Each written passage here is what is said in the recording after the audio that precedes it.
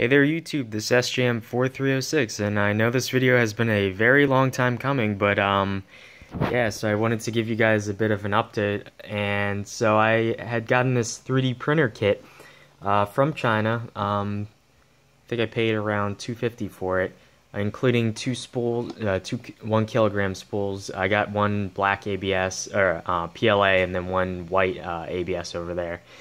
And I've been playing around with this because it requires a bit of calibration to get everything up and running.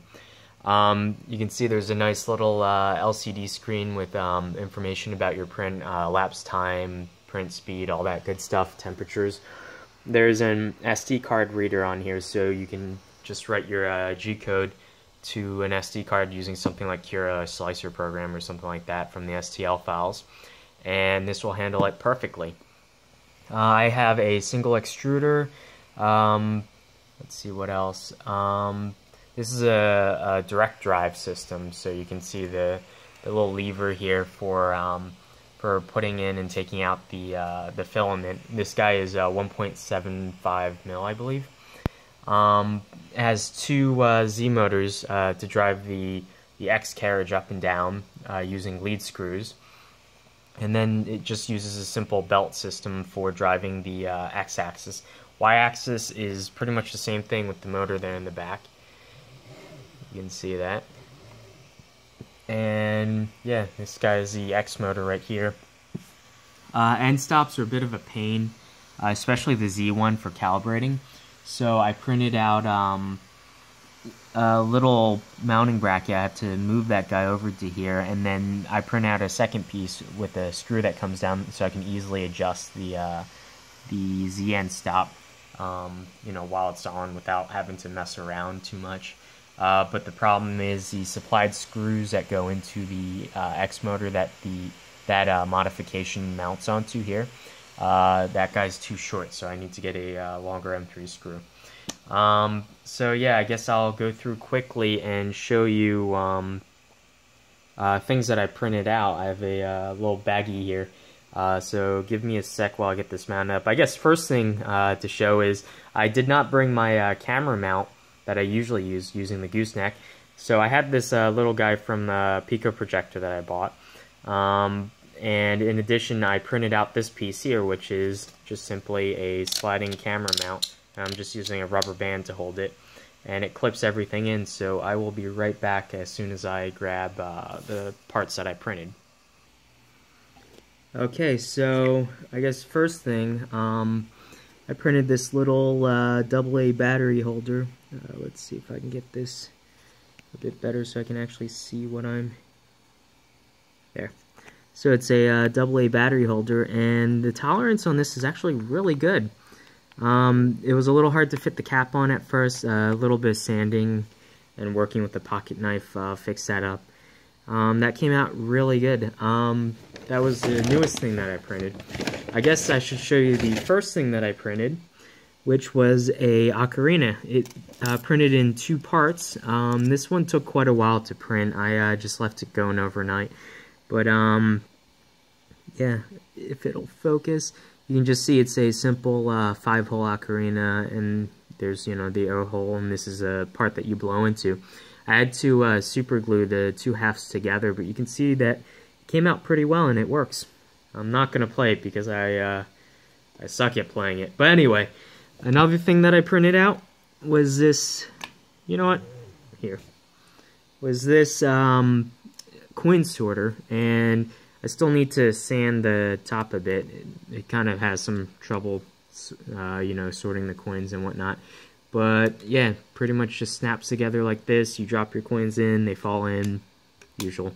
This one took a little while to print as well, but it does work. I just need to, you know, sand it a bit more. Sometimes the coins stick. And let's see.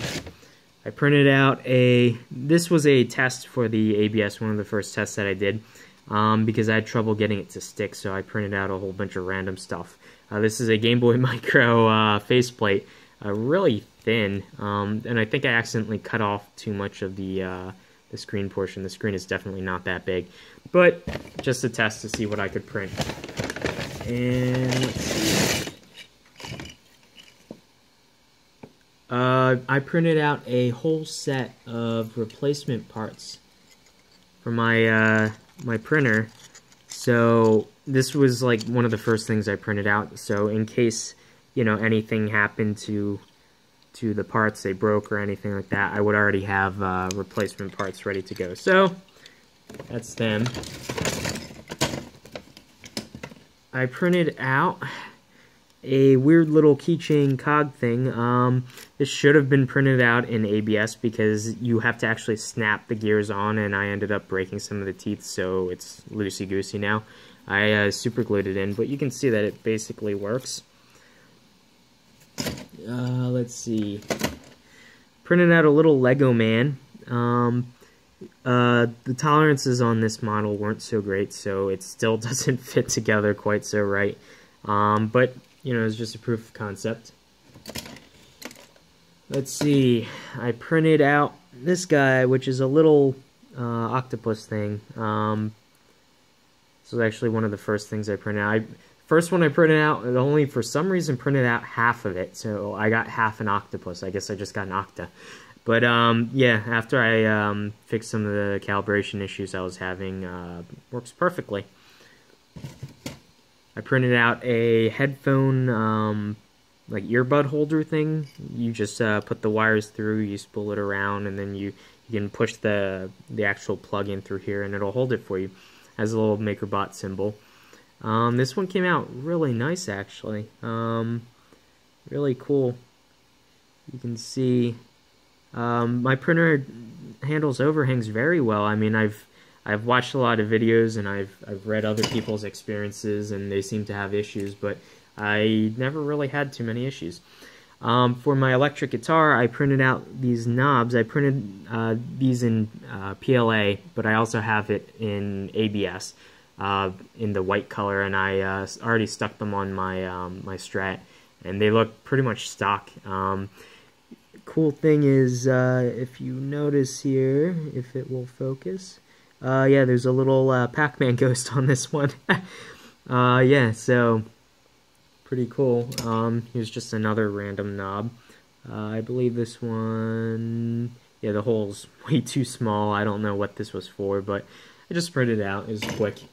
I printed out little Legos out of ABS, and the problem I'm having with ABS now is because my room, the temperature varies, so I'm having issues with the corners lifting up a little bit, in addition to the layers are separating kind of randomly. Some of the blocks do it, some of them don't really, but you can see that they at least stick together, and I'm able to pull them apart. And so at least the tolerances on the printer are calibrated pretty nicely. It's just a matter of, you know, probably increasing the temperature of the extruder so that the layers stick together better. But the problem is the power supply that it came with is, I believe, a 25-watt power supply. And while I'm trying to use the heated bed for ABS, which is absolutely necessary, it's just not powerful enough, so I'm probably going to have to upgrade the power supply. And for all you Twitch, you know, Let's Play Pokemon fans, I printed out, you know, this little guy here. I had similar problems with layer separation, but yeah, I'll praise the Helix. Anyway, I get bored. Oh, I work too much and I get tired and bored. But anyway, and possibly the very coolest thing that I printed out, which was, interestingly enough, the first thing I printed out using using ABS, is this guy, which is a T-Rex skull. And you can see the definition on this is, I'm amazed that something I put together and calibrated by hand can look this good. I mean, you can see all the overhangs and stuff print out just fine. The top printed out like this, with the flat side here for the bottom. And then this side, obviously, the bottom jaw printed out kind of, you know, like that.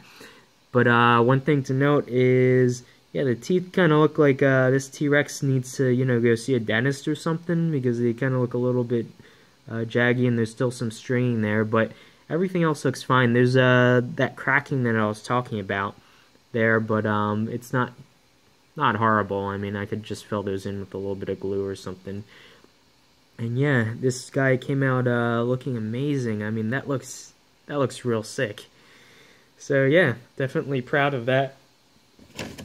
So this kind of leaves me with future tweaks and my experiences.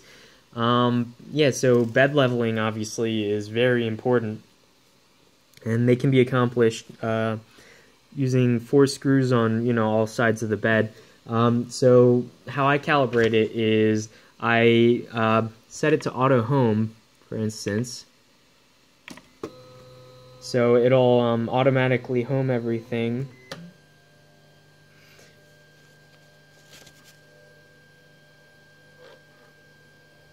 Once it gets there. Okay, and then I will disable the steppers in software so I can move the bed slowly and carefully.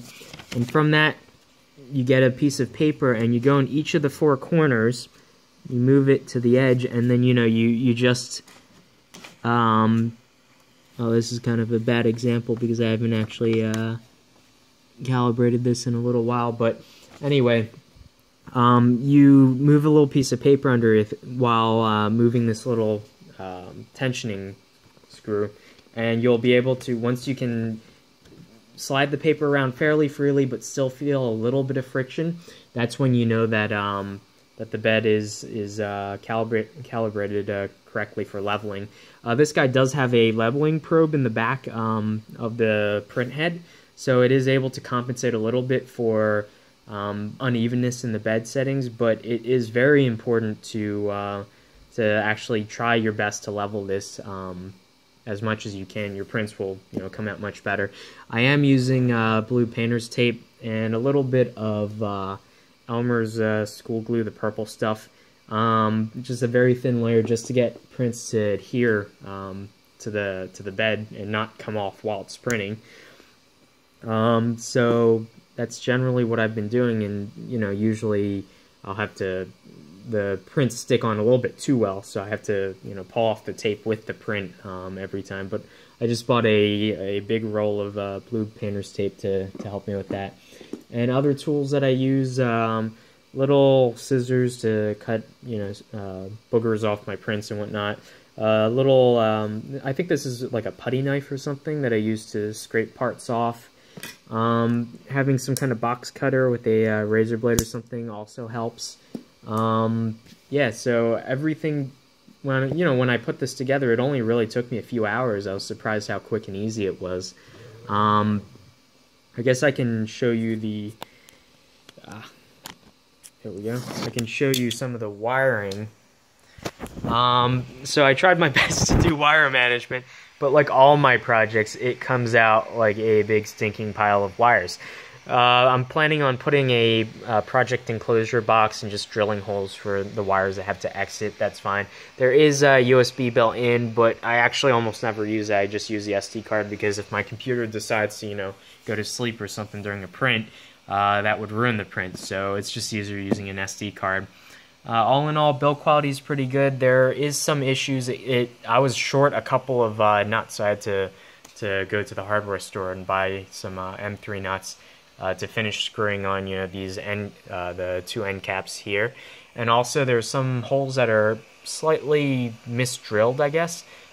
This guy here is slightly off, so it's not really gonna bear any weight, so you have to be careful while lifting this thing. As well as there's a screw in the back to hold this back plate onto this arm here, and they never drilled the hole for that. So yeah, so I just never put a screw there because I didn't bother when I was building. I didn't have access to a drill, so oh well. But it'll be fine so long as I don't keep moving it or anything like that. Just leave it where it is. Yeah, so this guy obviously has a heated bed. I'm using aluminum build plate. Scratched it up quite a bit already, trying to like remove prints and stuff like that, which is kind of irritating, but oh well. Other than that, yeah, I think it's a pretty good value for what I've been able, especially coming with 2 reels of film, and I've been printing out a lot of stuff, and I'm only halfway, made a halfway dent or something like that on the PLA, the ABS. I barely used any. So yeah, I know there are some problems with doing it yourself. It's not gonna work right out of the box, but I was surprised by how easy it did end up working. You know, didn't really take too much effort on my part to play around with this, and it is really cool, the things that you can print out, you know, useful little gadgets and whatnot, and, you know, camera mounts and whatnot. And this is actually really cool also. The way this was printed, you can see within, you know, the actual print itself, they've embedded characters and stuff like that, which is kind of really a testament to the resolution of this thing. So it is really cool, and my focus is dying. Yeah, so if you guys have any specific questions, I can try my best to answer. I'm pretty much a noob when it comes to 3D printing now. I've just started learning how to use SolidWorks, so I can start modeling my own stuff now. That way, you know, so far I've only been using pretty much like Thingiverse and whatnot, using pre-built models and their customizers to print out stuff. But I want to be able to get into modeling my own stuff, because I have a lot of projects that could greatly benefit, you know, from that kind of thing. So I guess I've rambled on long enough. I'll attach a video of me printing out this battery case. I know it's not that interesting, it's just kind of a cylinder. But yeah, I did a little quick time lapse, so I'll probably shove that at the end of this, and, you know, just put some music or something like that. So if you guys, you know, are bored, you don't have to watch that. But I just thought it'd be a fun thing to do. On the future, if I print something more interesting, I'll be sure to leave the camera running to do a time lapse of that. So yeah, this is definitely my first foray into 3D printing, and I am uber excited. So I will see you guys next time. You know, if you enjoyed the video, like, comment, subscribe. Yeah, I also want to mention, very excited, my YouTube channel finally surpassed 500 subs, and never really thought it'd happen. This is more just for my hobby and because I got bored. So I didn't realize that other people would, you know, enjoy watching my videos as much as I enjoy making them. So I want to thank everyone for that, and hopefully I can keep making more interesting videos. I have a lot more interesting stuff when I get the time to put up more videos. I have a couple side projects going on, but, you know, things take time, and I'm working full-time in addition to going to school, so I don't have too much free time except for on the weekends, and even then, not too much. So anyway, I've rambled on long enough, so I will see you guys later. Bye.